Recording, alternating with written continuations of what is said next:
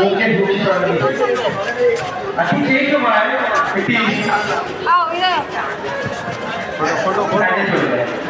তিনি বলেন শ্রী প্রফুল্লবাবু, যিনি এলআইসি এজেন্টের ছদ্মবেশে আমার বন্ধুর কাছে আসেন।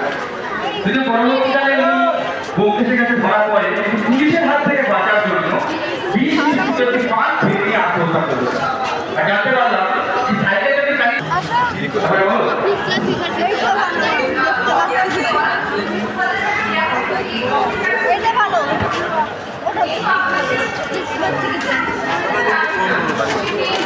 ওই জন্য তো বলছি যে গাড়ি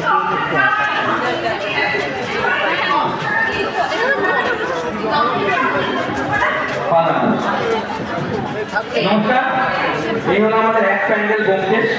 মনে রাখবেন এখানে প্রত্যেকটা চেনা বাড়িতে আছে অচেনা গল্প। ব্যোমকেশ বক্সি আর ওদিকে ছাড়লো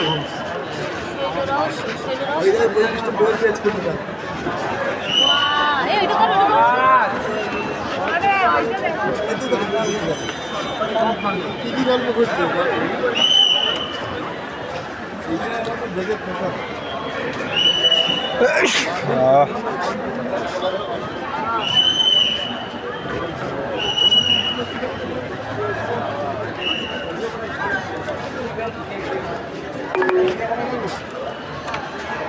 Head west, then turn left.